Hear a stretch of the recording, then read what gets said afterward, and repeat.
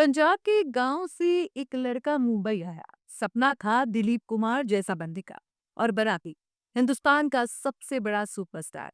ये कहानी उस हीना की है, उस फैमिली मैन की है और उस एक्टर की है जिसने 65 साल से ज्यादा हिंदी सिनेमा के दिलों पर राज किया। नमस्कार, आप देख रही हैं मृत्युज और आपके साथ मैं हूँ कृतिका सूर्यवंशी। ये कहानी शुरू होती है 8 दिसंबर 1935 से। पंजाब का लुधियाना जिला का एक छोटा सा गांव नसराली, जहां धर्मिंदर सिंह देओल का जन्म हुआ। पिता केवल किशन सिंह स्कूल हेडमास्टर थे। माँ थी सतवंत कौर। पिता की नौकरी जहां लगती, परिवार वहीं चल पड़ता। तो धर्म का ज्यादातर बचपन बीता है साहनेवाल गांव में। लेकिन सवाल है कि आखिर ये गांव का लड़का और हेडमास्टर का बेटा माया नगरी बम्बई कैसे पहुंच गया। इसकी शुरुआत भी एक फिल्मी सीन की तरह हुई। जी हाँ, दरअसल धर्म सब कोई 12-13 साल के थे। एक रिश्तेदार की शादी में जाना था, लेकिन धर्म का मन नहीं था। उनके चाचा ने उन्हें लालच दिया और कहा कि अगर शादी में चलेगा तो फिल्म दिखाऊंगा। धर्म मान गए। इसके बाद पहुंचे लुधियाना के मिनरवा सिनेमा हॉल, जहां फिल्म लगी थी 1948 की शहीद, और पर्दे पर थे दिलीप कुमार। बस उस एक फिल्म ने लड़के की जिंदगी का मकसद तय कर दिया। वो फिल्म उनके दिमाग पर छा गई। उन्हें लगता था कि वो और फिल्म का हीरो राम भाई है। वो घर में छिप छिप कर शहीद के सील करने लगे। हालांकि पिताजी चाहते थे कि बेटा प्रोफेसर बने, लेकिन बेटे का सपना बहुत मांगनी था। जैसा उन्होंने खुद एक इंटरव्यू में बताया था, उन्होंने बताया था कि मेरी भगवान से बस एक ही दुआ थी कि जैसे मेरे आइडल्स की तस्वीरें हर जगह लगी हैं, मेरी भी लग जाए। यही सपना पूरा करने के लिए धर्मेंद्र माँ का आशीर्वाद लेकर बंबई पहुंच गए। लेकिन यहाँ मायूसी हाथ लगी। युवा धर्मेंद्र ने कुछ दिन धक्के खाए, रिजेक्शन झेला और दुखी होकर वापस पंजाब लौट गए। हालांकि पंजाब लौटने से पहले वो दिलीप कुमार से जरूर मिले। ये बात अलग है कि ये मुलाकात काफी रोचक थी। दरअसल 1953 में गांव का ये लड़का जब बंबई पहुंचा तो सीधा गया दिलीप कुमार के घर, पाली ही। सोचा यहाँ भी गांव जैसा होगा, घर खुले रहते होंगे। गेट खुला था, कोई गार्ड भी नहीं था। वो सीधे अंदर चले गए। सीढ़ियां चढ़कर ऊपर पहुंच गए। एक कमरा दिखा, दरवाजा खोला। अंदर एक दुबला पतला नौजवान सो रहा था। आहट से उसकी नींद खुली। वो शख्स दिलीप कुमार थे। दिलीप कुमार ने देखा एक अजनबी उनके बेडरूम में खड़ा होकर उन्हें घूर रहा है। वो जोर से चिल्लाए, कौन हो तुम? लड़के की सिट्टी पिट्टी गुम हो गई। वो इतना डरा कि उल्टे पांव सीढ़ियों से भागा और बंगले से निकलकर ही रुका। हालांकि बाद में फिल्मफेयर कॉन्टेस्ट के दौरान दिलीप कुमार की बहन फरीदा ने धर्मेंद्र की मुलाकात अपने भाई से करवाई। इसके बाद ये दोस्ती लंबे समय तक कायम रही। धर्मेंद्र ताउम्र दिलीप कुमार के इस फैन रहे। चलिए अब वापस कहानी पर आते हैं। तो बंबई में फेल होने के बाद धर्मेंद्र वापस पंजाब लौटे और 1954 में प्रकाश कौर से उनकी शादी हो गई और उन्होंने एक अमेरिकन ड्रिलिंग कंपनी में मैकेनिक की नौकरी ज्वाइन कर ली। साल 1957 में उनके पहले बेटे अजय सिंह देओल यानी सनी देओल का जन्म हुआ। जिंदगी में सब कुछ ठीक चल रहा था, लेकिन दिल में अब भी वही शहीद वाली आग जल रही थी। एक दिन वो अपनी माँ को फिल्म दिखाने ले गए। उनकी माँ ने कहा, तू बम्बई फिल्म इंडस्ट्री में ही कोई जॉब क्यों नहीं ढूंढ लेता? शायद अब तेरे पिता भी इतना गुस्सा नहीं करेंगे। धर्म ने सोचा, एक्टर की जॉब के लिए अप्लाई कैसे करते हैं। तभी किस्मत ने एक इशारा किया। उनकी नजर फिल्म फेयर मैगजीन के एक एड पर पड़ी। Film fair United producer talent contest, नए चेहरों की तलाश। धर्म ने सोचा, ये रही जॉब एप्लीकेशन। वो फौरन पास के कस्बे मनेर कटोला गए। वहां स्टूडियो था जॉन एंड सन्स। तस्वीरें खिंचवाई, फॉर्म भरा और बंबई भेज दिया। कई दिनों तक कोई जवाब जब नहीं आया तो धर्म को लगा कि ये मौका भी चला गया। वो फ्रस्ट्रेशन में गए और अपने बाल एकदम छोटे कटवा लिए। और तभी चिट्ठी आई। उनका दोस्त साइकिल पर भागा भागा आया। उन्हें बंबई के फाइनल राउंड के लिए बुलाया गया था। फर्स्ट क्लास ट्रेन का टिकट, 5 स्टार होटल में रहना, सब फिल्म फेयर की तरफ से। धर्म बंबई पहुंचे, लेकिन यहाँ एक पेज था। उन्होंने जो तस्वीरें भेजी थी वो लंबे बालों में थी और अब वो मुंबई पहुंच गए थे छोटे बालों में। ये शर्मीला लड़का अब कॉन्टेस्ट के फाइनल में था। जज थे बिमल रॉय और गुरुदत्त। धर्मेंद्र कॉन्टेस्ट जीत भी गए।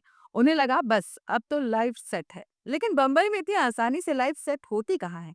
कॉन्टेस्ट जीतने के बाद भी धर्मेंद्र को 2 साल तक धक्के खाने पड़े। वो वर्सोवा में गैराज के ऊपर एक छोटे से कमरे में रहते थे। धर्मेंद्र बताते थे कि जुहू में जिस बंजर जमीन को वो रोज पैदल पार करते थे, आज उनका बंगला वहीं पर है। ये वो दौर था जब उनकी दोस्ती मनोज कुमार से हुई। धर्म उन्हें मन्नो बुलाते, मनोज कुमार उन्हें धर्मो बुलाते। स्ट्रगल इतना लंबा हो गया कि धर्म का धीरज जवाब दे गया। एक दिन मनोज कुमार को धर्मेंद्र का खत मिला। लिखा था, मैं फ्रंटियर मिल से वापस जा रहा हूँ। मनोज कुमार भागे भागे माटुंगा गए। देखा धर्म ने बैग पैक कर लिए हैं। उन्हें दिल्ली में एक नौकरी मिल गई थी। धर्म ने कहा कुछ नहीं होगा यहाँ, मैं वो नौकरी भी खो दूंगा। मनोज कुमार अड़ गए, कहीं नहीं जा रहा, 2 महीने तक रुक, तेरा सारा खर्चा मैं उठाऊंगा। धर्मेंद्र रुक गए और कुछ ही दिन बाद उन्हें एक फिल्म मिली, लेकिन किस्मत देखिए, फिल्म की शूटिंग शुरू हुई और धर्मेंद्र को जॉन्डिस हो गया। वजन गिर गया, गाल पिचक गए, वो आर्मी अफसर के रोल में बहुत बीमार लग रहे थे। प्रोड्यूसर ने 10 दिन इंतजार किया और फिर उन्हें फिल्म से निकाल दिया गया। धर्मेंद्र हार मान चुके थे और तब उनकी जिंदगी में एक शख्स आया, डेंटल सर्जन अर्जुन हिंगरानी। ये वही हिंगोरानी थे जो स्ट्रगल के दिनों में धर्म को जेब में 1 रुपया होने पर 8 आने दे दिया करते थे। अर्जुन हिंगोरानी ने धर्मेंद्र को उनकी पहली फिल्म ऑफर की, दिल भी तेरा हम भी तेरे। साल 1960 में पहली फिल्म का प्रीमियर। धर्मेंद्र वर्सोवा से अंधेरी पैदल गए, वहां से ट्रेन पकड़कर सेंट्रल टॉकीज पहुंचे। फिल्म शुरू हुई। धर्मेंद्र का रोल सेकंड लीड था। असली हीरो बलराज साहनी थे, लेकिन अपनी पहली ही फिल्म में उन्हें एक बॉक्सर का रोल मिला। मर्दानगी का टैग पहली ही फिल्म से जुड़ गया। धर्मेंद्र ने खुद को पर्दे पर देखा और इंटरवल में ही वो थिएटर से भाग गए। उन्होंने बाद में बताया कि मैं इतना डिप्रेस हो गया कि मैं सब छोड़कर घर जाना चाहता था। मैंने सोचा क्या मैं यही करने आया हूँ। मुझे अपनी परफॉर्मेंस बिल्कुल पसंद नहीं आई। 1962 में फिल्म आई शादी, उसमें नाम हो गया धर्मेंद्र। आखिरकार 1962 में ही सूरत और सीरत और अनपढ़ जैसी फिल्मों से नाम फिक्स हुआ धर्मेंद्र। नाम फिक्स हो गया, पैसा भी ठीक ठाक कमाना शुरू कर दिया। धर्मेंद्र खार में 180 रुपए महीने पर एक फ्लैट में किराए पर रहने लगे। उस जमाने में ये बड़ी रकम थी। फ्लैट मिलते ही उन्होंने अपने माँ बाप, पत्नी प्रकाश कौर और बेटे अजय को बम्बई बुला लिया। यह भी एक मजेदार किस्सा है। उनकी माँ तो फौरन आने को तैयार थी, लेकिन उनके पिता अभी भी नाराज थे। खैर, पिता का गुस्सा ज्यादा दिन नहीं रहा, वो मान गए और पूरा परिवार मुंबई शिफ्ट हो गया।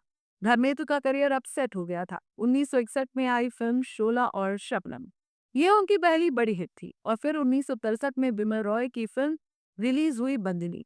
1964 में धर्मेंद्र ने वो किया जो कोई रोमांटिक हीरो करने से डरता है, वो आई मिलन की बेला में विलन बन गए।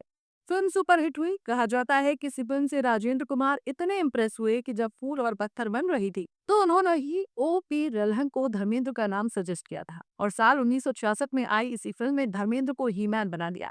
एक तरफ वो फूल और पत्थर के rough and tough shirtless he man शाका थे, दूसरी तरफ वो क्रिसमस में रिलीज हुई ब्लॉकबस्टर आए दिन बहार के रोमांटिक हीरो थे, और तीसरी तरफ वो थे ऋषिकेश मुखर्जी की अनुपमा के बेहद सेंसिटिव राइटर। जो आदमी हीमैन बनकर हिट हो रहा था, वो उसी साल एक सीरियस सेंसिटिव राइटर बनकर भी हिट हो रहा था। वो था उनका असली टैलेंट। धर्मेंद्र आगे बढ़ते गए। फिर 15 अगस्त 1975 को शोले रिलीज हुई और इतिहास बन गई।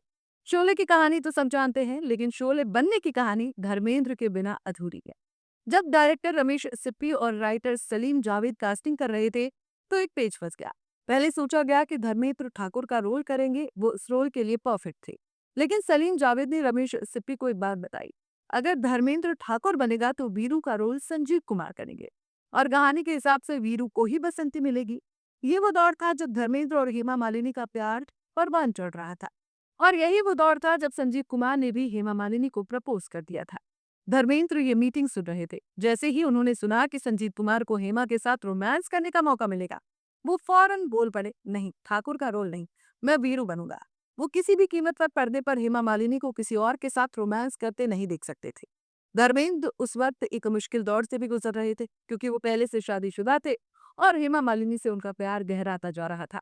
हेमा मालिनी के साथ 5 साल प्रेम प्रसंग चलने के बाद आखिरकार 1980 में धर्मेंद्र और हेमा ने शादी कर ली। आज लेकिन जब हम 65 साल के इस सफर को देखते हैं तो क्या दिखता है? एक लड़का जो लुधियाना के मिनरवा सिनेमा में शहीद देखकर हीरो बनने का सपना देखता है। वो बॉलीवुड का हीमैन बना, बड़ा सुपरस्टार बना, और अब जब वो इस दुनिया में नहीं है तो दुनिया आज भी उन्हें याद कर रही है और उनके हर एक किरदार को लोग आज भी पसंद करते हैं। इसी के साथ इस वीडियो में इतना ही। ये थी कहानी हीमैन की। अगर आपको पसंद आई हो तो कमेंट्स में जरूर बताएं। मिलते हैं अगली वीडियो, तब तक के लिए नमस्कार।